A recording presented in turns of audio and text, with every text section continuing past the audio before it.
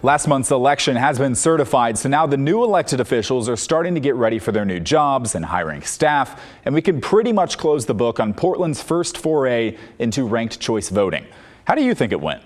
Before the election, we heard from some of you who said that it was too confusing. There were too many candidates. Some Portland districts had up to 30 people running for 3 spots on city council, and too many choices, as you were allowed to rank your top 6 choices.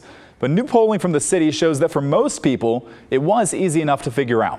An overwhelming 91% of voters in Portland said they understood how to fill out their ballot. But the polling shows that the city needs to do a better job of reaching out to voters of color. 93% of white voters said they understood their ballot either very well or somewhat well. For voters of color, 86% agreed, and 12% of voters said they did not understand their ballot well. When you break it down by district, most of the city had a good understanding of the ballot. District 1, which is East Portland, had the lowest, but not by a huge amount. District 1 had the fewest number of people who said the city provided clear, accurate, and timely communication about the new ballots, and the fewest number of people who said they had all the information they needed. District 1 also reported the least amount of awareness about ranked choice voting. 3 in 4 voters said they had heard of it.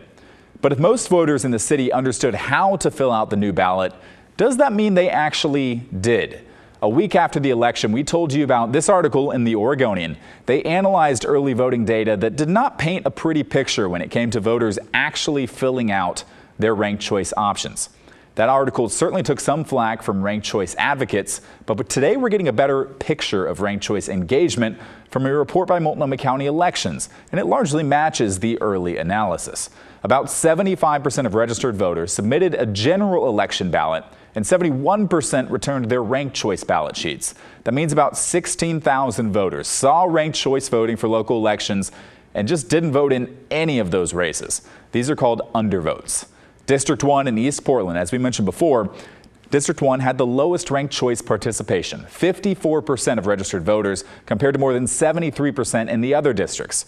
Proportionally, District 1 also logged the most undervotes out of any district. 1 in 5 voters there did not vote for any city council candidates. You can see the other undervote percentages there, but do note that turnout affects that. Each district averaged close to the same number of people who skipped the city council races in total. The fact that District 1 had the lowest ranked choice participation is a little ironic because the voter-approved charter that changed Portland's form of government and ushered in ranked choice voting was hailed as finally giving East County, District 1, a voice on city council.